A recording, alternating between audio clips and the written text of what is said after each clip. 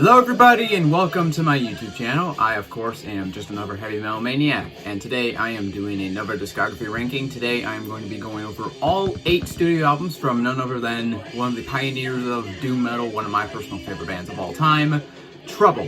So this, like I said, these guys are one of my all-time favorite bands. I think they have their own just absolutely unique and awesome sound. They've really carved out their own unique space in the doom metal community. Now, this band is kind of interesting because they have 8 studio albums, and their discography kind of perfectly splits in half between the early, more kind of straightforward doom metal stuff and this later Trouble sound where they were kind of exploring more psychedelic territory. So, yeah, without further ado, enough of my ramblings, let's just get right into the rankings.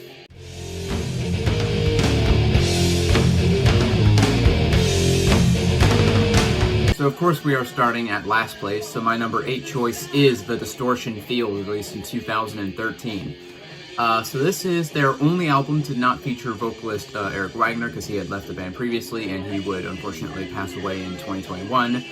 This is their only album to feature Kyle Thomas of Hex Hoarder on the vocals and a myriad of other projects as well. So this album, I don't think it's bad necessarily, but the reason for me it's last place is just because it doesn't feel like a Trouble album. Like, to me, it kind of feels like Kyle Thomas fronting, like, a different band. Yeah, it just kind of does not feel like a Trouble album. It doesn't really kind of sit well with me compared to some of this band's, you know, earlier material. That's not to say there aren't good songs in here, because there are, and Rick Wartell, you know, he's got riffs, and you can definitely hear kind of elements of their classic sound on this album, but for the most part, for me, it just kind of doesn't feel like a Trouble album. I think Kyle Thomas, I like him as a vocalist, I think he does a good job, but I don't know, to me, without Eric Wagner, it kind of feels a bit hollow, maybe. Yeah, so for me, The Distortion Field, it lands at number 8. Just because, like, again, it doesn't really feel like a Trouble album to me. It's not bad necessarily, but if it didn't have the name Trouble on it, I would probably like it more. Coming in at number 7, it is Simple Mind Condition, released in 2007.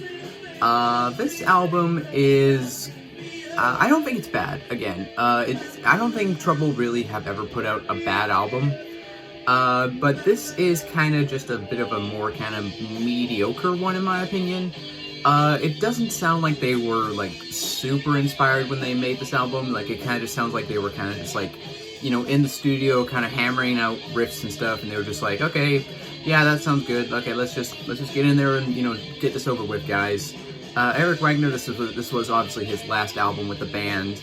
And this to me is probably my least favorite vocal performance that this band ever had. Like, he doesn't sound bad, really, but he doesn't sound that kind of great either. Again, he doesn't sound super really into it. It's got good songs, but like Going Home, I think, is a pretty good song. I like Mindbender. I think the title track is pretty good.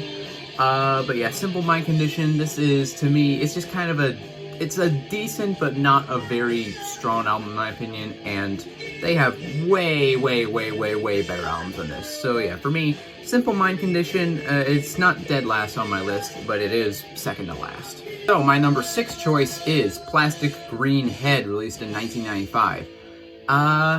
Yeah, I do enjoy this album, but to me, this is kind of a bit of an uneven album. Like, this was a point where they had kind of fully embraced this kind of more psychedelic, almost stoner metal type sound. There's a lot more kind of just like hard rock kind of influence on this album.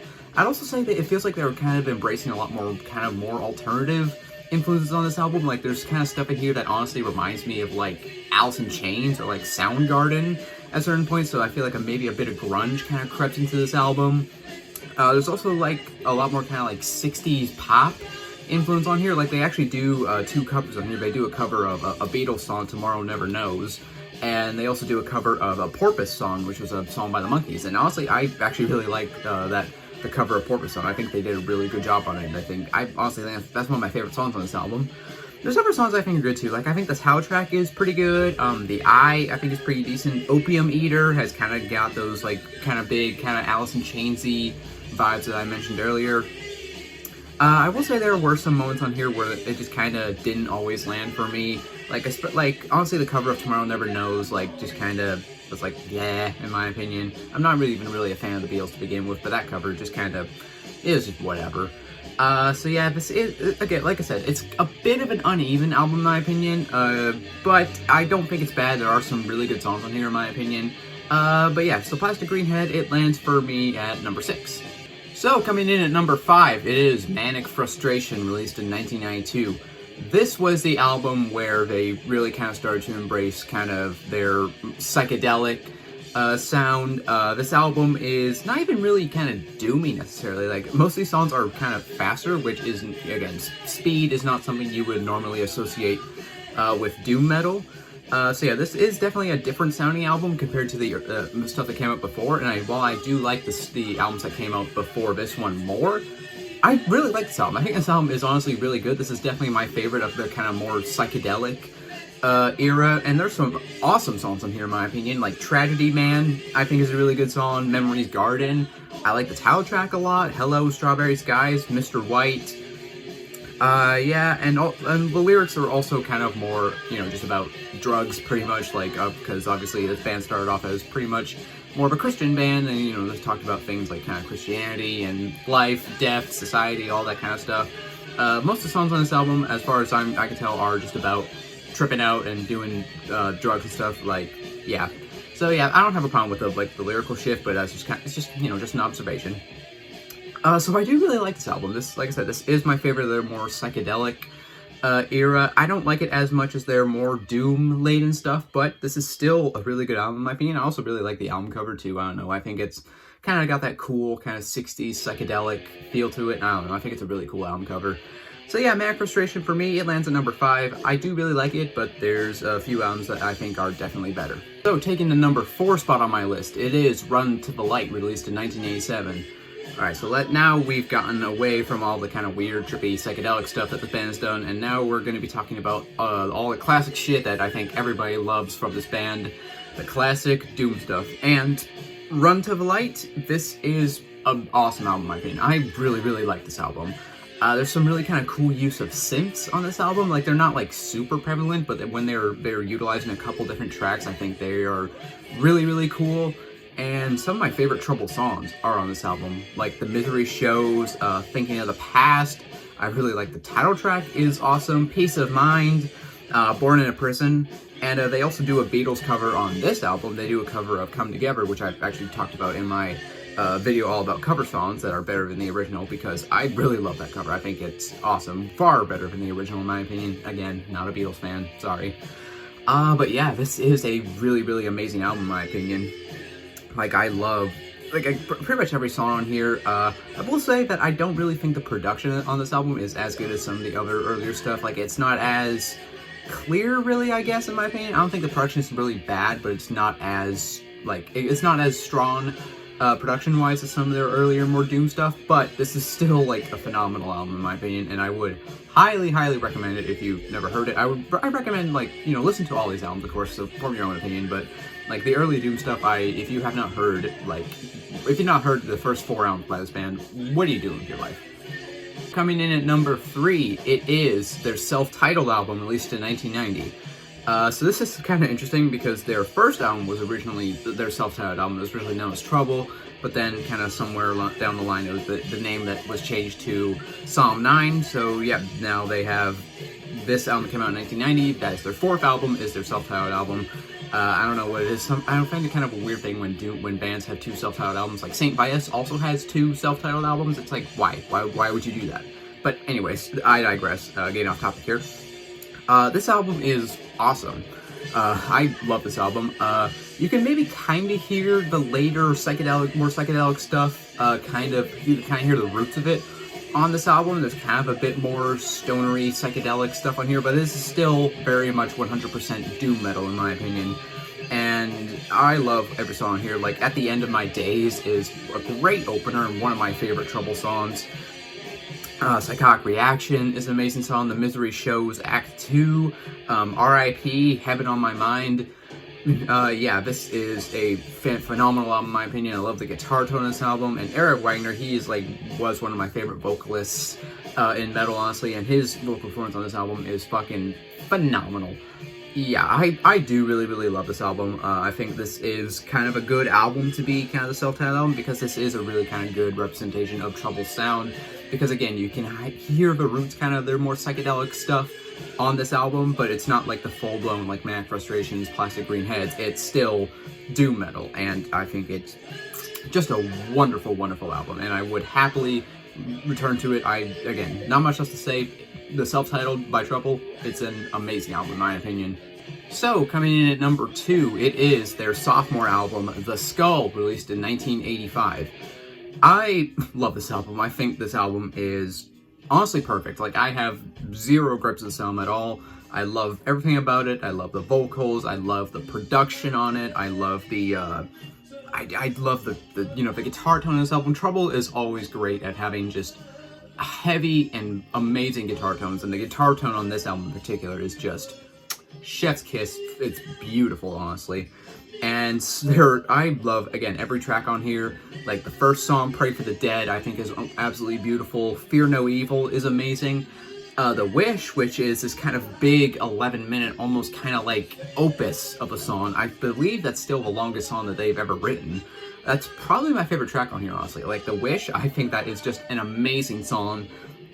The Truth Is What It Is, it's got an amazing riff on it. Gideon, I think, is an awesome song as well.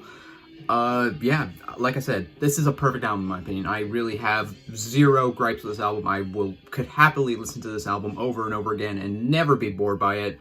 Every riff hits, every song lands, everything about this album is just perfect in my opinion, and this is one of the greatest doom metal albums ever made. The Skull, I absolutely love this album. I think it's just wonderful. And taking the number 1 spot on my list, it is Psalm 9, released in 1984. This is their debut album, and my god, this is one of the greatest debut albums in all of metal, and probably in all of music in general. Like, these guys really just came out swinging and created one of my favorite albums of all time in general, one of my favorite doom metal albums, one of my favorite, again, albums of all time. This album is a masterpiece in my opinion. Everything about this album, again, this album is perfect in my opinion. I love the production. The guitar tone of this album is beautiful. This is probably my favorite vocal performance in this band. Like, I think Eric Wagner, this was probably the best performance he gave for this band. And this album, so while Trouble definitely started off as a Christian band, and all their lyrics were kind of centered around Christianity and kind of promoting Christianity, it doesn't come off as like preachy in my opinion. Like, it kind of comes off as just like, hey people, we need to like, come together because there's bad things happening in the world, and we need to, violence is not the answer. We need to come together with just love and peace. But also, they were pissed, like, when they made something. Like, you can really feel it. Like, they were genuinely, like, angry when they made a song. Because there are some songs in here, like, while this is slow and doomy in parts, there are some songs in here that are just, like, fast and just, like, outright aggressive. Like, the song Bastards Will Pay. Like, Jesus Christ, that is the most aggressive song this band has ever written. Like, it's just, and that song is just angry, and I love it. It's amazing. This album to me is also kind of like a perfect gateway album for like people who maybe are new to doom metal, because doom metal I feel like can definitely be very intimidating for like people who aren't familiar with it, because they look at it as like, oh my god, it's like really long songs and like they're really slow, and they don't really have a lot of changes or dynamics usually. I feel like this album could be definitely a perfect gateway album for someone looking to get into doom metal, because there are enough kind of faster, more up-tempo moments on here where someone who, and none of the songs here are like super long either. Like, the longest song on this album I believe is only about 6 minutes long. So yeah, this is a really good album for someone who's looking to get into doom metal. And I love every track on here. Like, Assassin is an amazing song. Victim of the Insane, probably my favorite song on here, but I love Victim of the I love every song on here. Revelation, Life or Death is amazing. I already mentioned Bastards Will Pay. The Fall of Lucifer, Psalm 9, the song Psalm 9 is amazing too. Yeah, I love this album. I love the album card. It's just it's simple, but it's so ominous and foreboding, and really kind of captures the sound of this album visually. Yeah, like, I love kind of all the cool dynamics and changes in this album. Like, it kind of goes from these faster, almost kind of like borderline like thrash moments, into these just slow, lumberous, just heavy doomy parts. And yeah, I think this album is perfect. I think this is a masterpiece. This is one of the greatest metal albums of all time, in my opinion. If you're making like a list of 500 metal albums you have to hear before you die, or hell, even just 100 metal albums you have to hear before you die, you have to throw this album on here. You have to, in my opinion. And, well, that about does it. This was definitely a fun discography to go back and listen to, because I love, like, a good chunk of these albums. Again, some of the ones at the bottom half on my list I'm not too big on, but, like, the top 5 my top 5 albums on my list, I think, are all just fucking phenomenal. And yeah, Trouble, one of my all-time favorite bands, and I will happily listen to most of these albums over and over again for the rest of my life. And like I said, that about does it. If you made it to the end of this video, you are awesome, and I appreciate you. Do consider leaving a like on this video. If you enjoyed it, leave a comment down below. Tell me, do you agree with my rankings? Do you disagree? What bands should I rank next? Let me know. And do consider subscribing as well, because I do have a lot more content coming your way. I'm just another heavy metal maniac. I'll see you all sometime in the future. In the meantime, I want all of you to take care and have a great day. So long.